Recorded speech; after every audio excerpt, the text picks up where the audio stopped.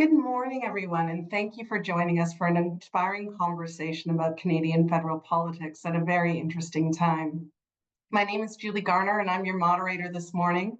I'm a Laurier alumni, having graduated from my bachelor's and my master's at Laurier, and I'm the head of public affairs at NorthGuide, where I help business and organizations deal with government at the provincial and federal level. As we begin, I'd like to take a moment to acknowledge that Wilfrid Laurier's campuses are located on the traditional territory of the Anishinaabe and Haudenosaunee and Neutral peoples. In alignment with Laurier's strategic plan, the Inspiring Conversation series seeks to elevate a range of perspectives, ideas, including those of our Indigenous colleagues. The sharing of knowledge is powerful and a foundational step towards reconciliation. We are grateful to share this space where we can hear, speak, and learn from one another. Perhaps you're joining us from another location today, and in that case, I'd encourage you to take a moment to honor the Indigenous peoples who have lived and worked where you reside historically and presently. Acknowledging them reminds us of our important connection to the land where we live, learn, and work. We recognize, honor, and respect these nations as the traditional stewards of the land and water. In a few moments, we're going to hear from our panelists about the research and perspectives on Canadian politics. Then we'll open up the conversations to our audience. The way it will work today is you'll type your Q&A or your questions into the Q&A box in the chat, and I'll pose them to the panelists after we're done with some opening questions. To begin the conversation, I'd like to introduce our incredible speakers and our panelists this morning, Simon Kiss, Brian Tanguay, and Debora VanNijnatten. Thanks for turning on your cameras. Dr. Simon Kiss is an associate professor of digital media and journalism and the director of Laurier's Institute for the Study of Public Opinion and Policy. His research focuses on political communication, public opinion, and political parties. Dr. Brian Tanguay is a professor emeritus in Laurier's Department of Political Science. He's also a former professor. His research examines political parties, party systems, and includes his most recent co-edited book, Canadian Parties in Transition, 5th edition. And Dr. Debora VanNijnatten is a professor of political science and North American studies. She studies transboundary environmental governance in North America, Canadian climate policy, and Canada-U.S. environmental relations. Thank you for sharing your time with us this morning, and I'm excited for our conversation. I'm going to start today with a question for Brian, and it's the title question for our webinar today. On January 6th, the Prime Minister came out and announced that he'd be resigning and asked the Governor General to prorogue Parliament until March the 24th. But what the heck is prorogation? I think some Canadians are confused by the Prime Minister's move to prorogue government. How does it impact the trajectory of the election? And what does it mean for our functioning government in the meantime, especially in these challenging times? Brian, can you offer some insights and some explanation here? I can try. Without getting too eggheady, prorogation is a routine parliamentary procedure. Every parliament elected in Canada since Confederation has been prorogued, usually several times, with only 5 exceptions. They were all short-lived minority governments like Joe Clark's in 1979. Prorogation indicates the end of a legislative agenda. It puts a halt to all parliamentary activity and allows the government to reset. And it comes back into a new session with a speech from the throne laying out a new legislative agenda. So it should be a routine procedure, but unfortunately in the last 15 years or so, it has been politicized. First with Stephen Harper, 2008, he sought prorogation to avoid the formation of a coalition NDP Liberal government that would have kicked him out of power. He did it again a year later in 2009 to avoid investigations into the Afghanistan torture scandal. And our own Justin Trudeau, more recently in 2020, also prorogued Parliament at a time of potential scandal involving the We charity. So there is, I think, reason for the media and the public, the electorate, to be a bit skeptical of prorogation, just because of the way it has been handled in the recent past. And it also runs up against the fact that every single jurisdiction in this country, the federal government, all 10 provinces, and all 3 territories, in the last 20 years or so, starting in 2001 with British Columbia, adopted with sometimes great fanfare, fixed date election legislation. So elections are supposed to take place at regular intervals, but we see right now that's not the case. So again, this feeds into sort of a widespread, burgeoning kind of skepticism about our political system. How is it going to impact the upcoming election, the trajectory? Obviously, the Conservatives would have wanted being up, 20 points in the polls to fight the election against Justin Trudeau. They're not going to get that chance. So it will impact the outcome. Simon and Deborah will talk later about polling that indicates that there might be a shift, maybe, in support for the Liberals right now. So this could be an important strategic move on the part of Justin Trudeau that might buy time for his party to reset. How does it impact the functioning of government right now? Obviously, everyone's worried by the threat from the South, Donald Trump, tariff man. And, it's not ideal that we don't have a sitting parliament to deal with that threat right now. And in that vacuum, it's the provincial premiers who emerge as sort of the spokespeople for Canada, and Doug Ford has taken on the role, for the most part, of Captain Canada. So when you've got a vacuum in Ottawa at the center, the provinces sort of scramble to fill that vacuum. So again, it's not an ideal situation because the threat from the South is real, and we need really federal provincial collaboration, strong collaboration to formulate a strategy, a unified strategy to deal with the threat from the United States. Thank you for those insights. Deborah, do you have some comments that you'd like to add? So I totally agree with what Brian's saying. I would just add that global affairs has quite an architecture of representation for Canada throughout the U.S., right? And 13 consuls general in different regions, in addition to the embassy in D.C., and a lot of work with state level officials, national level officials, a lot of work with representatives in Congress and senators. But those people need leadership, as Brian said. And the problem right now is that the scenario is changing day by day. So Trump says something different one day and something different another day, right? And that requires some kind of focused apparatus that can coordinate the response to that. So there's all these people on the ground that are probably waiting for better leadership on that. Thanks so much. Simon, I'm sure you've got some stuff to add as well with Brian's thoughts. I was simply going to add a comment on the problem of fixed election dates. So as Brian has mentioned, this idea has spread throughout the Federation, and it does seed cynicism. But I would just caution to say that it is kind of a responsibility of leaders to not just live up to the promises that they make, but also to be careful about what they do promise. And the fixed election dates are kind of an example of that, because it's actually, because the power to dissolve legislatures and parliaments is written constitutionally and assigned to the governor general and the lieutenant governors, you can't actually change those rules with simple statutes. And so in some ways, it always was a kind of a fake promise, or a promise that could never be fulfilled.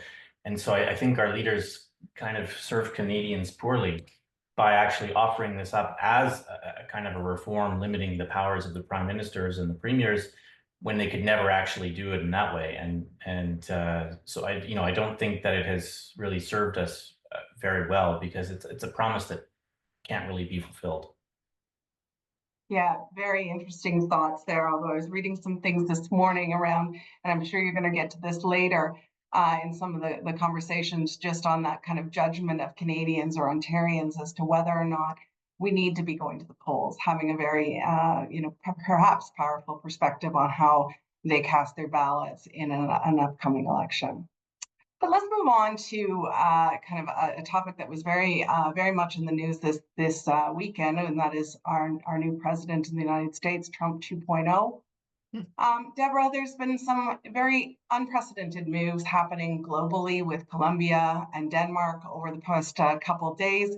But with respect to the Canada and U.S., are there any guardrails still operating in Canada and the U.S. to help minimize some of the turbulence caused by sudden policy changes and threats by the new administration? It's very hard to kind of sort through what rules and what agreements still kind of hold today, but what is the areas of flexibility? So if you can enlighten us on that. Yeah, thanks. I would say there are guardrails in place and they operate to some extent, but they are all guardrails in the American domestic political system. So the ones that I think are most important are operating within the US. The first, and it's going to sound boring and political sciencey, but I think the American formal legal framework, meaning that vast architecture that is based on the US Constitution and legislation passed by Congress, that's the ultimate constraint on the US president and executive officials. So, for example, Trump's quips about maybe having a third term, right? They're going to smack right up against the constitutional limitation on presidents to being limited to 2 terms. There's a Republican colleague in the House has actually tabled a bill to change that, but it's going to fail. Republicans are distancing themselves from that. And changing the Constitution in the US is really hard. And the other example I would use is that, everybody's been talking about the flurry of executive orders that President Trump kind of released on day 1 and then throughout the week. But we need to remember that the president can only issue executive orders under the authorities vested in him under the Constitution or under legislation passed by Congress, right? They don't make law, right? They're intended to tell the bureaucracy how to interpret existing law, right? So they don't have the power of law. And so the next president can come in and overturn most of them.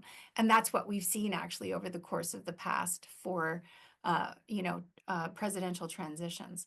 Many of them will get challenged, and I would say that executive orders can be powerful tools, right? And I think Canadian officials right now are quite worried about the America First trade policy executive order, and there are some things buried in there that I think we should be very worried about. We can maybe chat about that in the Q&A. I would say the second guardrail is actually American public opinion. Americans are extremely sensitive to popular opinion in a way that Canadian politicians are not, given the real differences between the 2 systems. So in the US system, representatives in the House of Representatives and Congress, like they're in a perpetual election cycle because they got to be reelected every 2 years. So if Trump does unpopular things that threaten their reelection chances, they'll distance, back up, push back. And that's where the Canadian delegation in the US has some leverage, right? So, having created those relations with folks in Congress, they can kind of reinforce and leverage those voices. And, I would note that in the most recent favorability polls, so a bunch came out on January 25th, and 538's got that wonderful, if anybody wants to take a look, it's got that wonderful kind of summary of what's going on in the polling houses. And, they're split, but overall Trump has a net unfavorable rating. And in the most recent NPR PBS Marist poll, it indicates voters trust him on economic policy. They don't agree with pardoning January 6th rioters. They don't agree with deporting people. They don't want the justice system politicized. They're not crazy about tariffs. So actually, I would say Trump is on a little bit more delicate ground, or shifting ground, maybe we can say, in terms of public opinion. And, I think that's a real guardrail for the Trump administration. And in that respect, I would say that Canadians, I'm not sure, understand American public opinion. and where it's at right now, especially rural voters all over the US, including those right across the border from us, right? And until we do, we're going to have limited success crafting messages for them. And again, we can maybe talk a little bit more about that in the Q&A, but you know, Tony Keller, he published an editorial about a week ago, and folks might have seen that, and it was titled, "Canada is Losing the War for the Hearts and Minds of Americans," right? And then I would say the third guardrail that can operate in our favor is the American states, because they can constrain to some extent what the president can achieve. Under the Constitution, American states within their system are not as powerful as Canadian provinces are in ours, but they can flex muscle and they have no problems doing so. So just, you know, a great example of that was the executive order on birthright citizenship was immediately met with a legal challenge by 22 U.S. states, and then blocked immediately by a federal judge as blatantly unconstitutional, right? And we've also got something called the U.S. Climate Alliance of 24 U.S. states. It's a bipartisan group that's aiming to really push climate action in the U.S. And after Trump pulled out of the Paris Treaty, they issued a public statement right away to the United Nations saying, we're still in, we're still working, right? So it does act as a counterweight. And I think that the Canadian government, to the extent that it can leverage and add its voice to what U.S. states are doing, right, where it's in Canada's interests, I think we can do that, but keeping cognizant again of, or I would say, making more of an attempt to understand where American public opinion is at right now. So some guardrails, they're not perfect, but certainly some areas or things that we might be able to leverage. Thank you very much for that. I've already written down a few questions that if they aren't asked by our participants, I'll be following up on later. Simon or Brian, either one of you want to comment any further on what Deborah has said around the guardrails between Canada and the US right now? Just a small thing. Every time I go to Washington, D.C., I just love walking by the Canadian Embassy because it's so striking. Its location is so striking. Every other country's embassy is up past the White House on Pennsylvania Avenue, some quite far. And the Canadian Embassy is stuck, not actually very close to the White House at all, but right on the front lawn of the U.S. Congress. And I mean, anytime I'm with anybody, I always say, you know, it was a very strategic and thoughtful and purposeful decision by the government of Canada to put it there precisely so that they could have and build close relationships, not just with the executive and the presidency, but with the dozens of representatives and senators, all of whom have, or many of whom have extremely close relationships in their districts with Canada. And so it's a very physical manifestation of the realities of the relationship that are sometimes missed in the coverage. Absolutely. Good point on the geography. And I know that I was seeing some pictures of delegations from Ontario and Washington last week. I know that's very active on the federal level as well. And there's a lot of folks working in the background with the states trying to get the messages across. But again, to Deborah's point, maybe we are still losing the hearts and minds. So we'll touch base on that a little bit later today. But Simon, I'm going to turn to you. And with your knowledge of political parties and public opinion, what do you see as the key issues and social factors influencing voters at this political moment? I think that the thing that I want to emphasize is this is a great lesson in the importance of what is called the ballot question. So this is something that happens every campaign. All the pundits and talking heads all end up talking about what the ballot question of the campaign will be, is, or was. And, you know, it can take on the status of a cliche because it's punted around so much by the talking heads.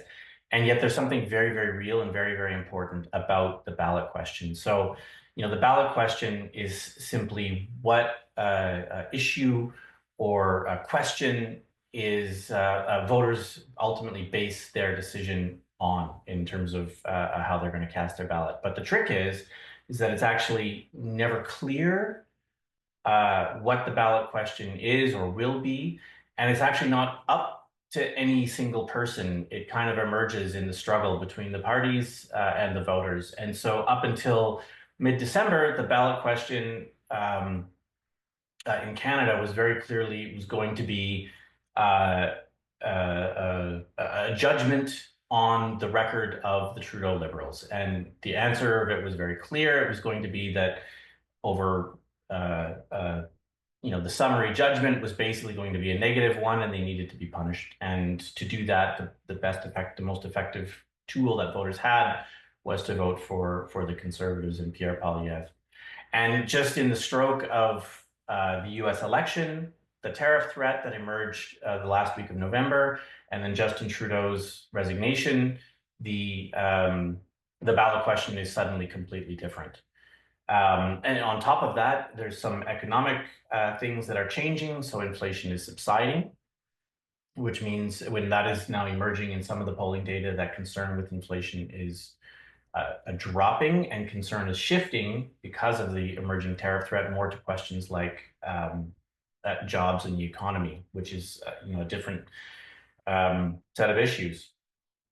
And so now all of a sudden everything looks completely different. Voters are going to be asked not to cast judgment on or solely cast judgment on the record of the Trudeau Liberals, but they're going to be asked to judge which party is going to be best prepared to defend Canada's interests in the face of the tariff threat.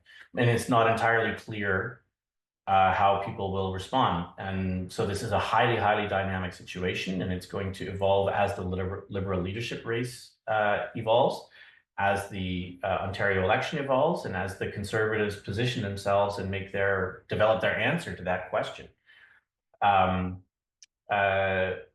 Somebody emerged. There has now actually been, and the situation is so dynamic. There's actually now been a few polls that have shown a significant spike in support for the Liberal Party.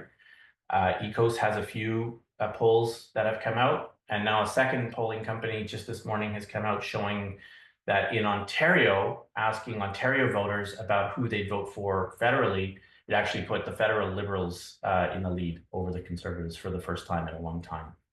So it's a highly dynamic situation. Nobody knows what is going to happen. It seems pretty clear that the ballot question will have something to do with the United States and defending Canada's interests. But as the Liberal leadership race unfolds, and as the Ontario election campaign unfolds and the Conservatives develop their response, we'll see how voters settle on who will be the best defender of Canada's interests. Thanks very much. I've got to go to Brian for this and for a comment on kind of the political parties and where we are today. So it's a cliche to say that every crisis is an opportunity, but there's definitely more than a kernel of truth to that. And the upcoming federal election will be an opportunity for the parties to formulate a kind of new vision of our relationship with the United States. I think that's going to emerge as one of the key issues, the key issue probably in the election. And do we have a leader, any of the leaders, who will be able to formulate a kind of new vision that reorients us vis-a-vis the United States? I think what we're seeing from Trump, the economic uncertainty that attends his election, provides at least one or two of the political parties with the opportunity to come up with some alternatives. Some people might say that it's sort of unrealistic to return to something like Pierre Trudeau's third option, reorienting us maybe along east-west lines a little more than we are right now, exploring new trading opportunities with Europe and Asia. But I think we need political parties and leaders who are willing to confront the threat from the United States. And I take Deborah's points that, I mean, there are definitely guardrails in place to constrain Donald Trump. And yet we saw during this first administration, those guardrails tended to be dented. And right now, I'm not certain that he won't blow through some of them. He is not somebody who seems terribly interested in public opinion. Just on, you know, on the pardoning of the criminals from January 6th, for instance, the 1500. Not only did he do it, but he then shortly thereafter invited Stuart Rhodes, the founder of the Oath Keepers, to share a platform with him. So I don't know. I think, again, the upcoming election is a real key opportunity, one of the most important we've had in this country in the last 30, 40 years. So I'm going to go to Debora next, but I just have to say that listening to the two of you start this part of the conversation is really kind of striking. That the previous kind of, as we were sitting before Christmas, it was going to be a referendum on Trudeau. Issues really didn't matter. But now you're really signaling, both of you in your opening comments, kind of a shift to we might have to have, and it may be that ballot question might be who is best equipped to kind of lead over this next period, especially a very tumultuous period. So Debora, thoughts to build on your colleagues? So apropos exactly what you just said, Julie. So buried in that America First Trade Policy Executive Order that I referred to earlier, there's a number of things that the Department of Commerce and other executive agencies are supposed to do. But one of the things is to review the policies and processes of U.S. trade partners with respect to the rate of exchange between their currencies and the U.S. dollar. And in painting Canada as a villain, you can see what's going here. We've got a cheap dollar, and it makes our goods artificially cheap.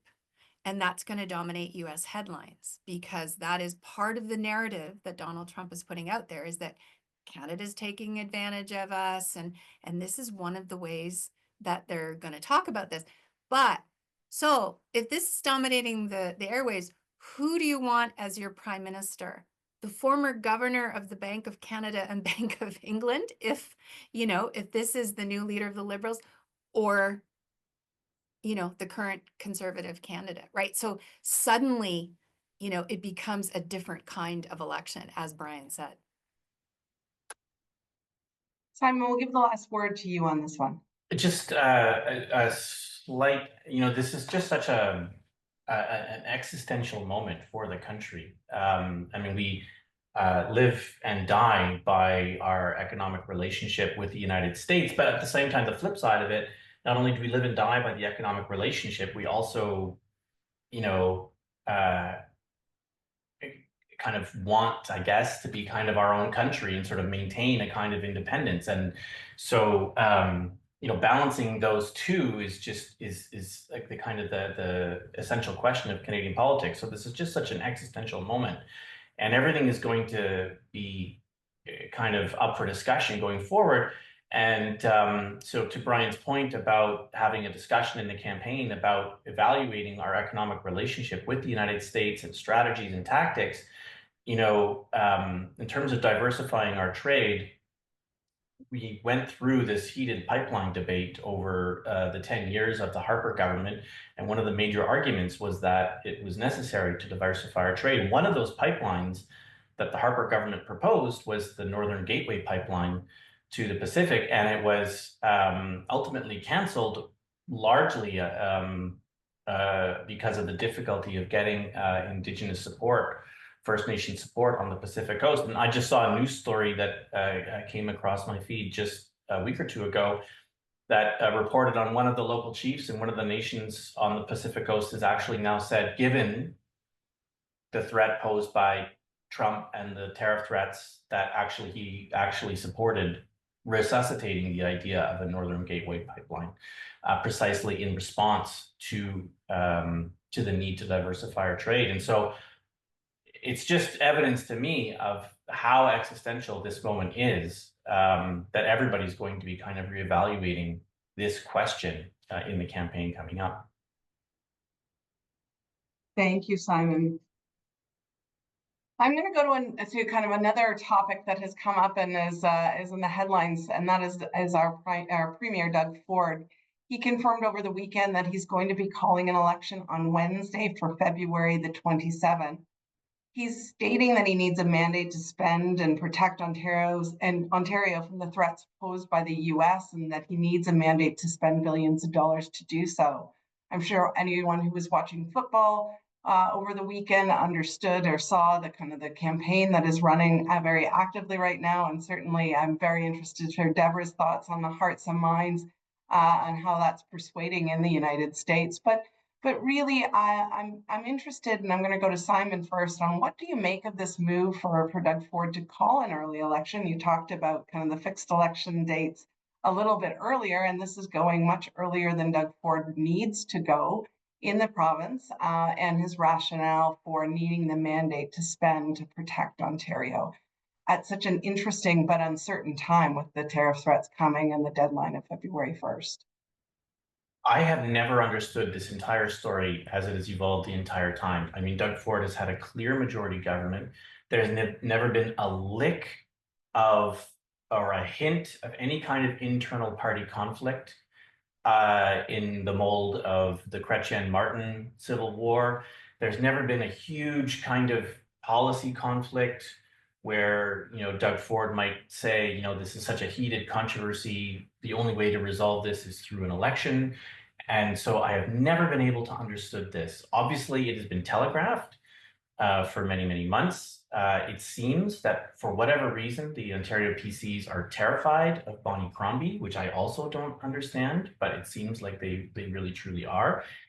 And as it has evolved, you know, I've always said the thing that was missing was a kind of a story, because as much as the fixed election or a narrative justifying an early election call, because as much as the fixed election dates are kind of a chimera and a toothless or a paper tiger, you know, when you pass a fixed election date law and you make that commitment, it does kind of create a kind of an extra hurdle that you have to get through to justify doing it. And, you know, leading up to this fall, I have not been able to understand what Doug Ford would say calling an early election. And so I'm not entirely convinced that this was anything more than a possibility in the provincial government's minds, that they were kind of waiting for the right moment. And things have crystallized that he was provided with precisely what he needed, which is a narrative, right? And because of external factors beyond the borders of Ontario, beyond the borders of Canada, he now has something passing for a justification for calling an early election, namely the tariff threat. So I see this really as government as one that is not overly strategic in the sense of thinking a kind of a year or 2 years down the line, but a kind of a government that kind of works on a 2 month to 3 month kind of time frame. And this window emerged and things crystallized within the last few weeks to enable it. Deborah or Brian, anything further to add to Simon's comments here? Deborah? Well, one thing that we probably shouldn't forget is that the RCMP investigation into the Greenbelt scandal is going to report, and it's no surprise that the opposition parties have just called for the RCMP to provide an update before the election call on Wednesday, right? Because that could be, you know, very bad for the Conservatives. But I would say also the more time that passes, you've got, you know, a new Liberal government out east that is doing some really interesting progressive things with the healthcare system. Bonnie Crombie, and I'd love to know what Brian thinks of this, really hasn't had a huge profile. Like there hasn't been a lot of coverage, and but that could change, right? You've got the former Liberal health minister, you know, who's now the dean of medicine at Queen's University, is going to report on some changes to the healthcare system, and so that might, you know, feed into what Simon was saying about the ballot question. But I'm just wondering if, you know, they're worried that there are things coming down the pipe that look bad. Although I totally agree with Simon, there's no long-term vision. It seems to be, you know, 2-3 months out. Here's what we're worried about. Brian, let's go to you. This is a nakedly opportunistic move on Doug Ford's part. I read over the weekend somebody write that Doug Ford doesn't want a stronger mandate, he wants a longer mandate. And unfortunately, I mean, this is typical, I suppose, of a parliamentary system. When you can ignore fixed election date legislation, which past governments at both levels have done. The only recourse for voters is if you're really angered by this move, then you have to punish the party that pulls it. And it was done. I mean, in Ontario, you go back way back, 1990.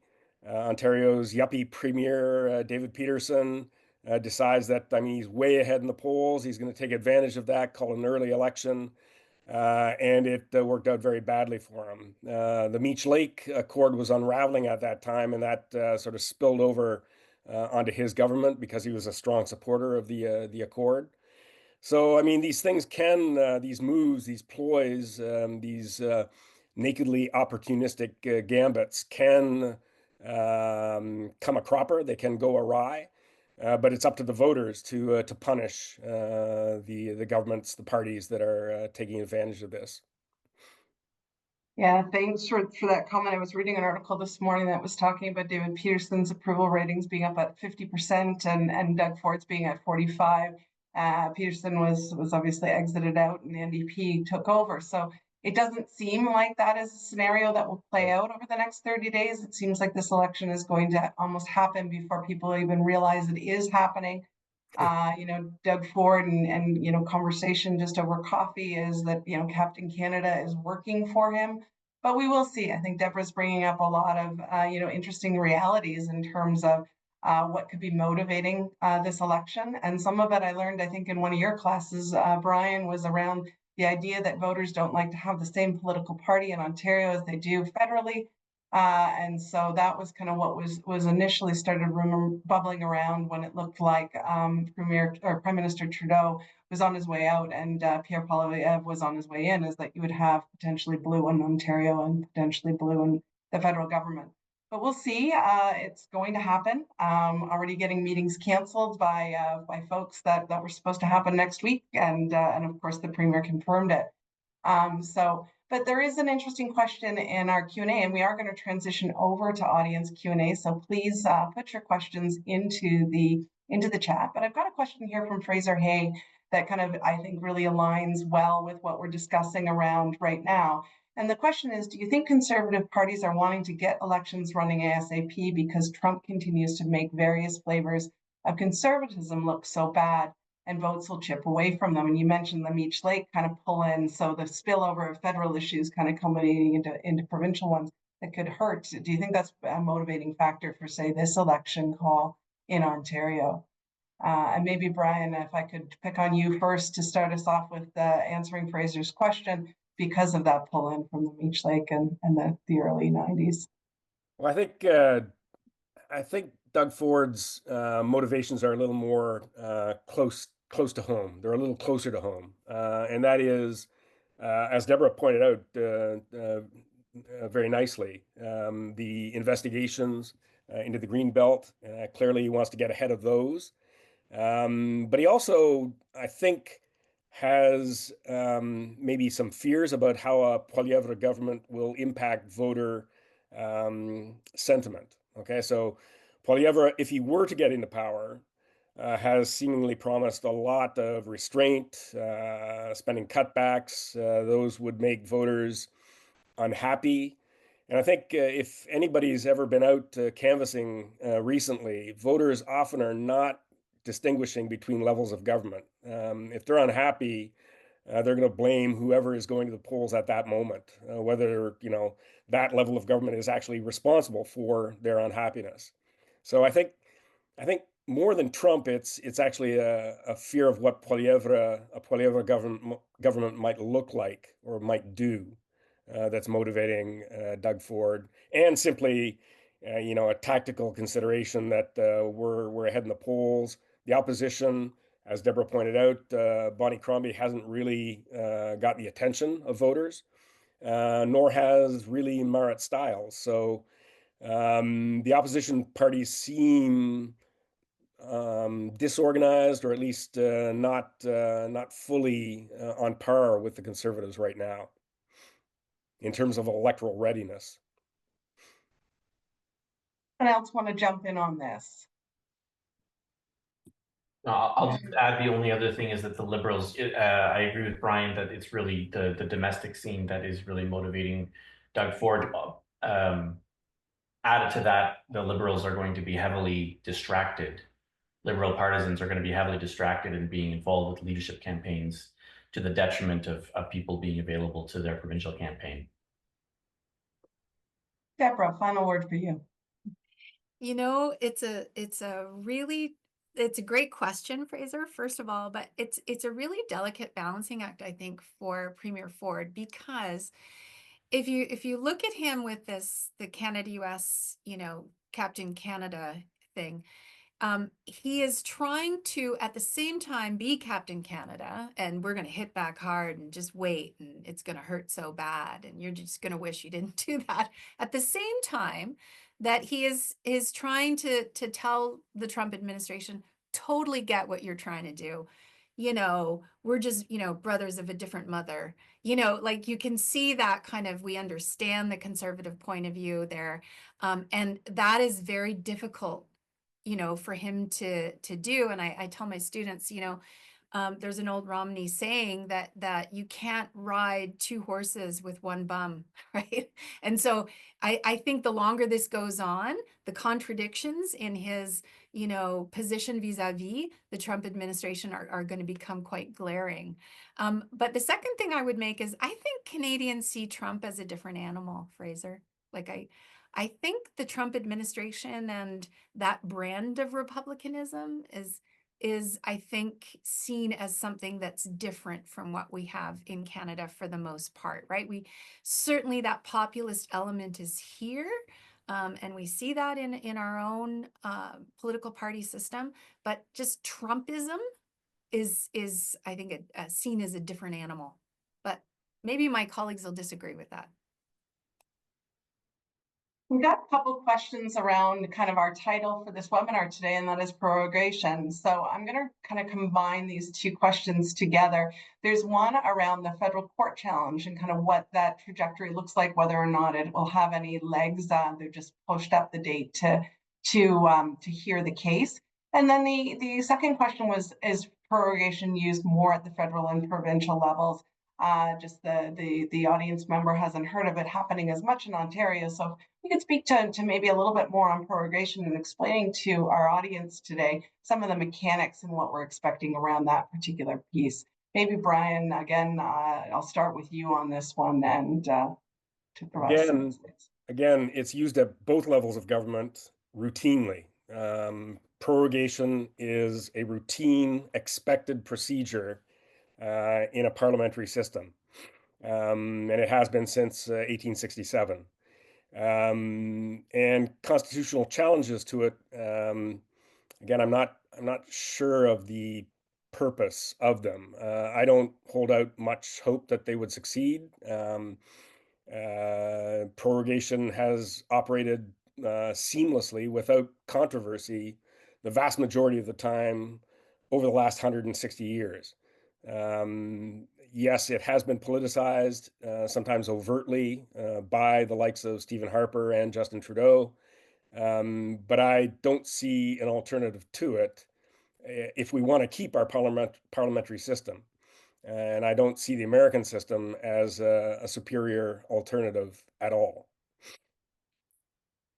Thank you for that. Deborah, I'd love to kind of turn back to something you said earlier for us, and that was around the hearts and minds and Canadians not winning the hearts and minds of the U.S. Can you expand a little bit more on how those messages are hitting and kind of why you think they're not hitting the mark that the Canadians are hoping they are? So there's some really interesting research going on in the U.S. about trying to understand today's rural voter, and I think a clear recognition for the Democratic Party that they are the party of the urban elite, college-educated voters areas that have high levels of immigration, diversity in the population, you know, that kind of view. And I would say that extends from the urban to the suburban areas. But in the peri-urban and rural areas, those voters are both demographically different. They're different in terms of the education they have, their exposure to, you know, immigration or higher levels of immigration and diversity in those local communities. And they feel, you know, as the scholarship demonstrates, completely left out of the vision, the democratic vision of where we're going in the future. And so the person that's got it right is Trump, because Trump goes to them and Trump says, I love you. We love you in the Republican Party. We're not asking you to be any different. We're not asking you to change. We think you should be able to have the kind of life you want where you live, you know, just completely affirming to the rural voter. And if you look at the 25 states that Trump has locked up, right, they're higher levels of rural voters. They fit that demographic profile, right? And they're firmly Republican through all levels of government now. So the interesting thing to note, vote splitting on the decline in the US. So you vote Republican at all levels now, right? Not so for Democrats, but for Republicans. So Canada, I don't think, has figured this out and is actively thinking about what do the cattlemen think and the ranchers and the people in the small communities, and are in fact, you know, putting effort into the big urban areas and the, you know, the folks that are representing those districts and, you know, the states that are those, when really, like, you know, are for 32 states, I think it is, that Canada is their top export market. So their top, you know, destination for their products is Canada. And that includes southern states like Arkansas, Georgia, North Carolina, right? But, you know, they don't see that. They don't recognize that. They're in this, you know, point of view that is very, you know, in line with Trump's vision of America. And I think Canadians haven't caught up to that, right?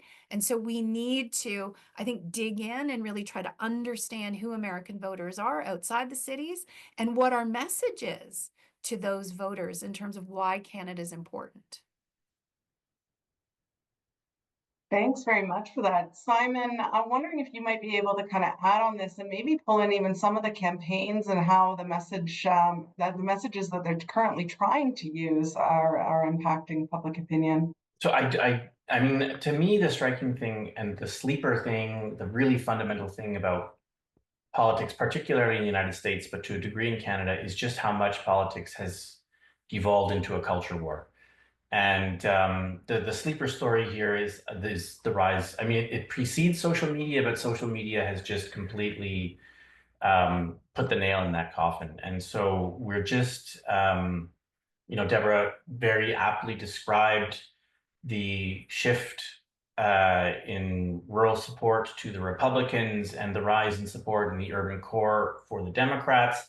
And all of that is just pure culture war and belonging and tribal partisanship and the transformation of political parties into sets of values rather than sets of interests.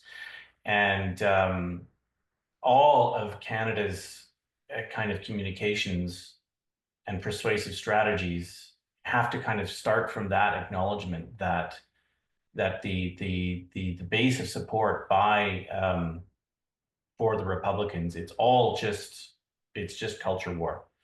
And now, could I devise a communication strategy that will sort of succeed in that context? That's way above my pay grade, but I think it's within my pay grade to kind of state that and sort of reiterate the importance of that fact. On that note, we've got a question from the audience around kind of decorum, and you've just mentioned kind of how we've become, I mean, there's culture wars, we're increasingly more divided than we have been historically on issues. We've got lots of flags, especially in rural parts of Canada, with disparaging our prime minister at this point in time. The question from the attendee is if Pierre Poilievre is successful in becoming the next prime minister, do we think that the decorum will improve, or will we have similar types of flags and signs around Canada just with a different name on it? Is kind of the Trump influence and sort of this increasing divide making us meaner, or is it just a point in time? So would like to kick us off here. May I hop on just to answer that? Sorry, may I? So, I mean, this, I think, is the question of polarization between left and right. And you can't go to a political science conference without seeing 20 or 30 panels on polarization. So, frankly, it can be a bit much. But there is something real that is happening, and it is potentially extremely damaging because liberal democracy can only function when you acknowledge that the other side has some legitimacy, some claim to participate, and that when they do win, they're entitled to govern. Those foundational premises are being questioned, and they're being questioned by both sides. And the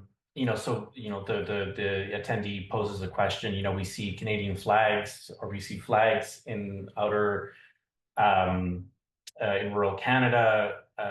And you see the Canadian flag as a kind of a symbol for kind of a right-wing conservatism, but that only functions because, if you recall 5 or 6 years ago, in the wake of the controversy over residential school graves, Justin Trudeau kind of ordered the entire flag kind of lowered. And so, you get basically a kind of a war between two sides over foundational symbols. It can be hard to see how you're going to have a kind of a functioning system of having a struggle over rules and issues where one side gets to govern, the other side has to criticize, and then there's a switch. And so as much as I'm reassured to hear about Debora's guardrails and they're 100% accurate, this problem of polarization is so foundational that I am also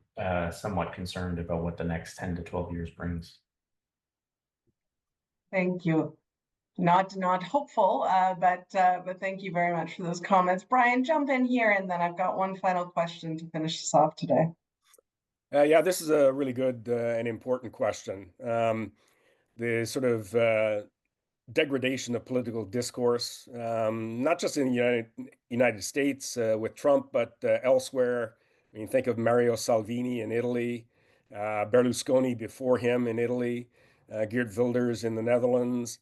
These kinds of figures revel in their vulgarity. That's a feature of the right-wing populism that we see making inroads everywhere in all of the Western democratic systems.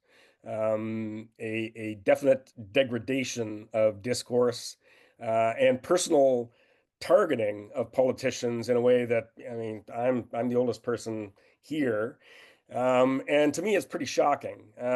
People have always been angry at politicians, but that anger wasn't immediately followed by a death threat to the politician and his or her family, which seems to be the norm now. And there is the phenomenon of, I mean, it's a very sort of evocative name, rage farming, which political parties are engaging in either directly or through proxies. And this ties in with what Simon was talking about, very important kind of mutation in politics today, where the two sides are seen as unalterable enemies with no point of contact. I mean, politics presumes the capacity for dialogue or conversation. If you think your opponent is not worthy of not only debate but existence, then it's very difficult to move forward in ways that that we traditionally thought of. And unfortunately, I mean, I do think that Poilievre has engaged in that kind of binary opposition. It's a Manichaean view of the world, right? That Justin Trudeau represents all that is bad. All you have to do is get rid of him, vote me in, and it's all going to be, hunky-dory. And that sets up a really, I think, fraught dynamic for voters. It's easy to fall short of expectations when you're trying to convince everyone that all things, affordability, life chances, happiness, will improve under your leadership. So it is a very well, Simon said, it's an existential moment that we're living through, and it is for a whole bunch of concatenating reasons.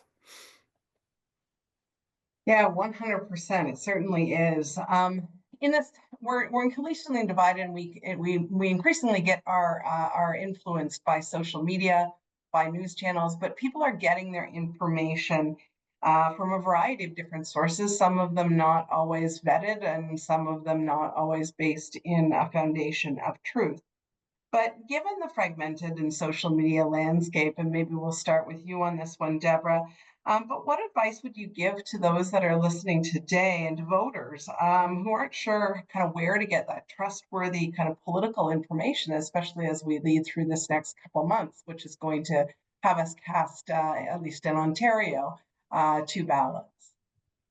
Yeah, that's a super difficult thing now. I mean, what I tell my students is read widely. So you should be reading across a range of newspapers, right? Online. You can just look at the headlines and what interests you, go further, but read across a range of perspectives. But you should also, depending on what issue you're interested in, there are some trusted think tanks that put out good information on things like tariffs and trade or Canada-U.S. relations. And, I think those are relatively easy to find. You can get information from faculty members who are doing research on this, and the research is profiled, at Laurier as well. I do want to add kind of a bit of a positive tidbit to this. We just fielded a university-wide survey, or a first-year-wide survey on climate knowledge and action of Laurier's, 2024-25 cohort. Asked them what their sources of information were, and they said the top one was internet, social media, professors, teachers, and then environmental groups. When we asked them, who do you trust the most? Internet, social media at the very bottom, alongside family and friends. Top ones, teachers, professors, scientists. And actually mainstream news media was in like 4th place. So I think there's a little more discernment out there, at least for, some of our population than we might expect. I really appreciate that kind of happy note, and certainly the fact. I mean, if I kind of think about kind of a couple things to take away from this, I'm really glad that Laurier students and the discernment in terms of what sources are trusted is there. Hopefully, with all of the information out there around that particular topic in terms of what is a trustworthy source of information, it's hard when you're getting bombarded, but hopefully people will be able to kind of rank and determine where they're actually going to place their trust in the sources of information that they're getting going forward, especially over the next couple months. That's really all that we have time for. I'm going to kind of maybe summarize a couple other kind of takeaways from this webinar today, and one would really be the existential moment that we're in right now in terms of evaluating our relationship, in particular with the U.S., but our economic relationship and how we really are kind of truly become sustainable as an economy, and who we are and what's important to us as a nation. The other one that I took and I'm kind of marked down was around the ballot question. I mean, if you would have asked me, I'm immersed in this world on a day-to-day basis. I start almost every call with a client with a bit of a political update. And if you would have asked me a month and a half ago, I would have said this is absolutely a referendum on the Liberals and Trudeau. I think we're going to have a question. I agree with the panelists today that I think that it will emerge. There'll still be, and certainly I think the Conservatives are continuing to kind of draw those parallels in terms of the current candidates. We didn't get there in terms of the candidates, so maybe we need to have another inspiring conversation on Liberal leadership at another point. But I think we will have a ballot question. So I'm hoping that people will be able to evaluate news sources a little bit more. I do agree we're at an existential moment, and there'll be this is a very interesting time we're living in, and then that we're going to have that kind of ballot question. But I'd like to thank all of our, and in particular, our panelists for sharing their insights and knowledge. It's been a fantastic conversation, and I appreciate you for participating today. It was a pleasure to speak with you.